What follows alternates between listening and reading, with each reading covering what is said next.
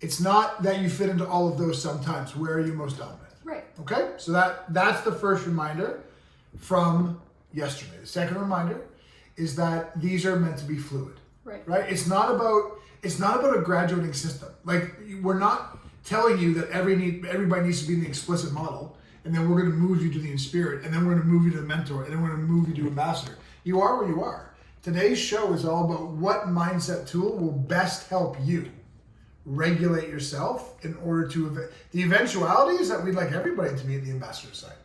Right? Does that make sense? 100%. Also, Michael Ryan says, I PM'd you. I saw your message pop up. Nice. Okay. Now I'm going to shut up. Your turn. I've done my work for the day. I am so off today. I'm hot. I'm like dying of heat over here. My brain's hurting. Anyways.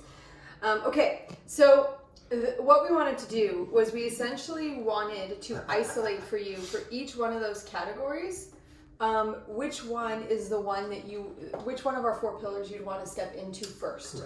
Correct. Primarily first, right? Because I think it's really important to say that if there's never like a one way to do anything. So based on our experiences working with people in these different categories, this is the tool or the 4 pillar that matches that category for the best results immediately. And we'll also give you the contraindications, meaning here's the pillar that you probably shouldn't be doing. Yeah. Right? So we'll kind of give you both. This is the one that's going to work best for you, and this is the one you should probably avoid until you stabilize. Yeah. Okay? Okay, so the first. I'm excited. The first category is the explicit category, as you remember. Sorry. You may remember I butchered the names like twice so far. I'm so sorry. You just all over the map, eh? Do we do this? No, I'm fine. You poor thing, I feel so bad. But it's so funny. Like it's so funny. tight and hurting. That's what she said. And it's called it. And like, feel me. Okay. Feel how hot I Right in am. front of Crew Nation. Well, you have I know your coffee Yeah, I cup. was gonna say. Anyways. You look good. I know that. Okay. Anyway, so this is like live TV, right? Like you get us. I'm just telling you everything right now. So the explicit category. What's up, Jimmy Thrash?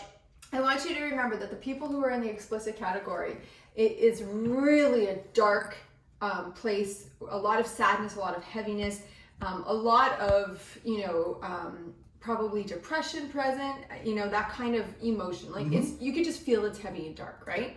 So the pillar that we would kick somebody off with, because eventually we want everybody to do the 4 pillars, of course, right? all of them. But we're not big fans of here are the 4 pillars, do all 4 of them right now. Yeah. For anybody, for that matter. Like I would never start anybody with all 4 of them at once.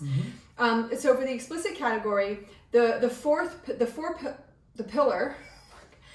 pillar that we suggest starting with is counting your wins. Count your wins. Okay? Agreed. So here is the truth behind people in the explicit category. More often than not, they are actually highly aware of their negative language. Exactly. Right? They're very familiar with the fact that they're in pain, that they have anxiety, that they're depressed, that they're worried about their future, regretting the past. Like they are intimately familiar with all of their negative self-sabotaging language and emotions, right? So those people, when we're trying to like help direct them towards sustainable success of happiness and mindset and those, so on and so forth, I would never match them with learning their language first. Because classically speaking, if I was hard pressed, I would go learn the language, count your wins is my first one, right? Because I think awareness is key. But not when we're looking at it from the standpoint of what's going to best suit the individual. Sure. Right? So somebody who's in the explicit category, we would start them off with counting wins. Why? Because the 4 pillars are designed scientifically to naturally, if you do the 4 pillars, it's going to rewrite the neurological pathways in your mind. Your stories are naturally going to rewrite because of just doing the work, right? That's how the 4 pillars are constructed. So if somebody in the explicit category just starts doing counting wins, there's going to be an eventual transformation that's going to start to happen where the narrative is going to start to change. Very well said. And Lee Patterson says, agreed, Perfect. I started counting wins for a year with a slow intro into learning her language. And Lee was in the explicit category when she started. By the way, all the way an ambassador now. Exactly. But can I just add really fast? Mm-hmm. I didn't mean to interrupt. I just want to add while we're talking about what Lee just said. The pillar that I would ask, and obviously we're harmonious, we'd ask people in the explicit category to kind of avoid right now is learn the language. Right. It's not just that you already know it. That's not the point. The point for us is that you're already in the gutter. Mm-hmm. You're already feeling like crap. You're already believing that life is hopeless. Yeah. There's really nothing good that's going to come from bringing more attention to that language. Exactly. So for now, it's about stabilizing you by helping open up a perspective in a different direction, which is what Counting Wins will do. Right, and you can see, like, this is the reason why one size doesn't fit all, and it's the reason that we love saying, like, take the program and make it your own, right? Because, like, one thing does not apply to everybody. Correct. And so that's the reason we constructed the 4 pillars this way, because once you intimately understand them, you can use them where you need. So, I want to go as far as saying that telling somebody in the explicit category to learn their language could be dangerous. It could be very dangerous. Like, and I know that those are heavy words, but they could be very dangerous. Sure. You know, I had someone I was talking with the other day who is in the explicit category and is a very dark place. If I wasn't a coach who was thinking and was just like, oh, learn your language is the first one you're supposed to do, so do that, and sent him off for the evening to listen to his inner thoughts. Yeah. Imagine the torment that would create, right? So we want to start moving that person along, and the best way to do that is through counting the wins. Precisely. Now, let me add a wrinkle here, because I'm going to step outside the 4 pillars for 1 second. Yeah. I say this often, and it's not atypical for me to get challenged on it by certain people, but I understand why. And I've taught this in many different places, and maybe you've heard me teach it. There's something called the philosophy of center. The more tightly to the core you hold a belief system, the more you're apt to defend it and have confirmational bias towards it, et cetera, et cetera, et cetera. And right now in our society, especially in Western culture, things like yoga and meditation are like uber vogue. So much so that, like, look at whether you realize it or not, but I'm sure you do, there are legitimate people who believe yoga and meditation are like basically could cure cancer. They're that vehement about the need for everybody to do yoga and meditation. To the explicit person, yoga and meditation can be incredibly harmful. Of course. Because a lot of what meditation is quieting things down to a certain subconscious basis, which is going to bring up a lot of crap. Mm-hmm. It's a style of language learning that isn't written in a journal. That's what meditation has a lot of early benefit to when you're first beginning it. So for everybody who always just says blanketly, oh, everybody, even depressed, do meditation. It doesn't always work that way. There are some hallmark things we want to stabilize before we give that kind of exercise to people. So learn your language, meditation, those are the kinds of things early in the explicit journey we actually want to avoid. Right, and you know, I was teaching a coaching call to our partners the other day.